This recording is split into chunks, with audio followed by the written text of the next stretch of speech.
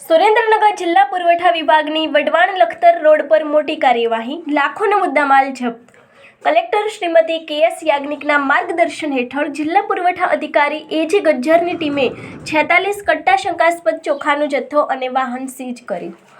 સુરેન્દ્રનગર જિલ્લામાં અનાજની ગેરકાયદેસર હેરફેર અને કાળાબજારી જેવી અસામાજિક પ્રવૃત્તિઓને જડમૂળથી ઉખેડી નાખવા માટે જિલ્લા વહીવટીતંત્ર દ્વારા કડક અભિગમ અપનાવવામાં આવ્યો છે।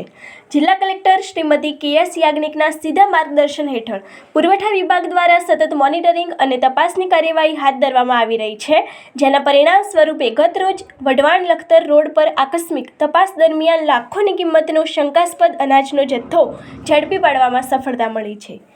આ કામગીરીની વિસ્તૃત જાણકારી આપતા જિલ્લા પુરવઠા અધિકારી શ્રી એ.જી. ગજ્જરે જણાવ્યું હતું કે ગત તારીખ 11/3/2026ના રોજ પુરવઠા વિભાગની વિશેષ ટીમ વઢવાણ લખતર રોડ પર સરપ્રાઇઝ ચેકિંગમાં હતી।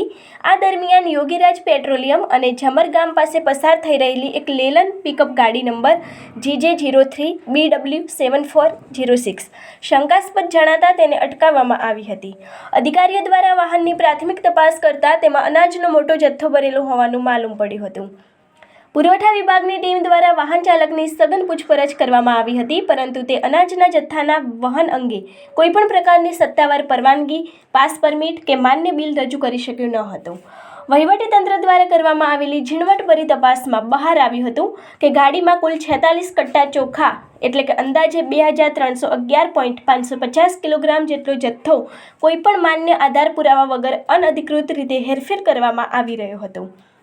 આ સરકારી કાર્યવાહી અંતર્ગત પુરવઠા વિભાગ દ્વારા અંદાજે ₹4,411.85ની કિંમતના ચોખા અને અંદાજે ₹4 લાખની કિંમતનું વાહન મળી કુલ ₹4,62,411.85નો મુદ્દામાલ આવશ્યક ચીજવસ્તુ અધિનિયમ હેઠળ સીઝ કરવામાં આવ્યો છે। હાલ આ સમગ્ર મામલે વિભાગ દ્વારા કાયદેસરની તપાસ તેજ કરવામાં આવી છે કે આ જથ્થો ક્યાંથી લાવવામાં આવ્યો હતો અને તેની ડિલિવરી ક્યાં કરવાની હતી। આગામી સમયમાં પણ આવી ગેરકાયદેસર પ્રવૃત્તિઓ સામે કડક પગલાં લેવાની તંત્ર દ્વારા ચીમકી આપવામાં આવી છે। આ અંગેની વધુ માહિતી માટે જોતા રહો ભારત ટાઈમ્સ ન્યૂઝ।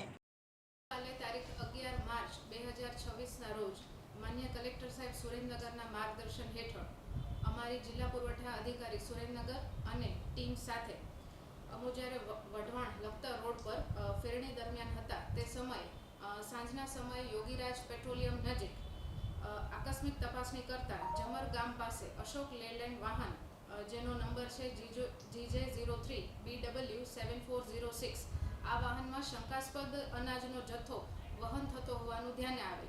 આમ આ વાહનની ત્યાં આગળ રોકી અને તેની તપાસ કરતા વાહનના જે વાહન ચાલક છે રાહુલભાઈ મનુભાઈ સૌદરિયા તેમના દ્વારા સદરનો જથ્થો જે છે એ શેખપર ખાતેથી લઈ અને વિરમગામ ખાતે એપીએમસી ખાતે લઈ જવાતો હોવાનું ધ્યાને આવેલ। તેમની વધુ પૂછપરછ કરતા તેમની પાસે કોઈપણ જાતની પરવાનગી કે બિલ ધ્યાને આવેલ નહીં તથા તેમની વધુ પૂછપરછ કરતા તેઓ દ્વારા કોઈપણ પ્રકારનો સંતોષકારક જવાબ જે છે એ અમોને આપેલ નથી। આથી અનઅધિકૃત રીતે હેરફેર થતો હોવાનું માની અને તમામ 46 કટ્ટા ચોખા કે જેના કુલ વજન છે 2311.550 કિલોગ્રામ જેની કિંમત થાય છે 62,411.85 તથા આમાં વપરાતું જે વાહન છે વપરાયેલ વાહન જેની કિંમત છે ₹4 લાખ એમ મળી કુલ 4,62,411.85નો મુદ્દામાલ જે છે એ આવશ્યક ચીજવસ્તુ અધિનિયમ અંતર્ગત સીઝ કરી અને આગળની ધોરણ હું એ.જી. ગજ્જર જિલ્લા પુરવઠા અધિકારી સુરેન્દ્રનગર સર્વે સુરેન્દ્રનગરના રહેવાસીઓના ધ્યાને મૂકવા માંગુ છું કે હાલની પરિસ્થિતિઓને ધ્યાનમાં લઈને આપણા જિલ્લાની અંદર આવશ્યક ચીજવસ્તુઓનો જથ્થો અને તેનું નિયમન સતત જળવાઈ રહે તે માટે થઈને માન્ય કલેક્ટર સાહેબ સુરેન્દ્રનગરના સતત માર્ગદર્શન અને સૂચનાથી જિલ્લાની અંદર દરેક જગ્યાએ પેટ્રોલ અને ડીઝલનો પૂરતો જથ્થો અવેલેબલ છે અને ક્યાંય પણ કોઈ પણ પ્રકારનો શોર્ટ સપ્લાય કે શોર્ટેજ છે એ હાલ ધ્યાન પર નથી। માટે દરેક રહેવાસીઓને વિનંતી છે કે પેટ્રોલ અને ડીઝલ બાબતે કોઈ પણ પ્રકારની ખોટી અને ભ્રામક માહિતી કે કોઈ ખોટી અફવાઓ પ્રત્યે દોરાઈ અને આપ એનો ગેરકાયદેસર સંગ્રહ કે કોઈ પણ પ્રકારની કાળાબજારી જે છે એ કરો નહીં।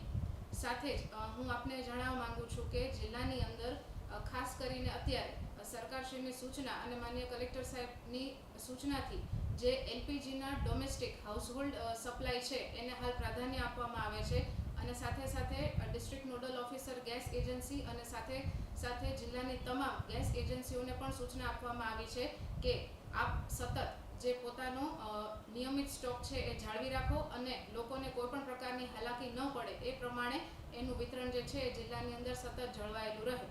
હાલ આપણે જિલ્લાની અંદર સરકારશ્રીની સૂચના પ્રમાણે ડોમેસ્ટિક હાઉસહોલ્ડ સિલિન્ડર્સ છે એના સપ્લાયને પ્રાધાન્ય આપીએ છીએ. એ રીતે હું લોકોને પણ જણાવવા માંગુ છું કે એલપીજી સિલિન્ડર્સ બાબતે એવું ધ્યાને આવેલું છે જિલ્લામાં અલગ અલગ સ્થળેથી કે લોકો દ્વારા ગભરાઈને અથવા તો કોઈ પણ પ્રકારની ખોટી ભ્રામક માહિતીઓમાં આવીને કોઈ ખોટી અફવાઓ પ્રત્યે દોરાઈને લોકો તરફથી પેનિક બુકિંગ ધ્યાને આવેલું છે. એટલે કે ઉતાવળમાં આવી અને લોકો ગેરસમજમાં આવી અને પેનિક બુકિંગ કરી રહ્યા છે. તો આપ સર્વેને મારી વિનંતી છે રિફિલ માટે એટલે કે બીજા સિલિન્ડર માટે એલિજિબલ થાવ છો 25 દિવસ પછી ત્યારે જ આપ બીજા સિલિન્ડર માટે જે છે એ એજન્સીનો સંપર્ક કરો. ત્યાં સુધી કોઈ પણ પ્રકારની ખોટી માહિતી કે અફવાઓમાં પ્રત્યે દોરાશો નહીં. અને ખાસ કરીને જિલ્લાની તમામ ગેસ એજન્સીઝ છે એમને પણ મારી સૂચના છે કે આપ સતત આનો સ્ટોક જે છે એજન્સીમાં જળવાઈ રહે અને કોઈ પણ લોકોને કોઈ ખોટી અગવડતા કે હાલાકીનો સામનો ન કરવો પડે.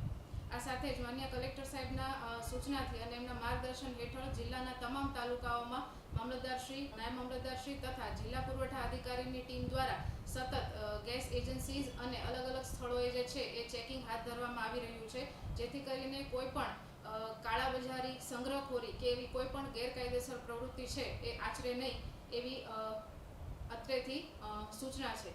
અને સાથે જ લોકોને પણ અપીલ છે કે આ સમયગાળામાં તંત્ર તરફથી જે કાંઈ પણ સૂચનાઓ આપવામાં આવે છે એમાં સાથ આપે, સહકાર આપે એવી અમારા તરફથી દરેકને અપીલ છે.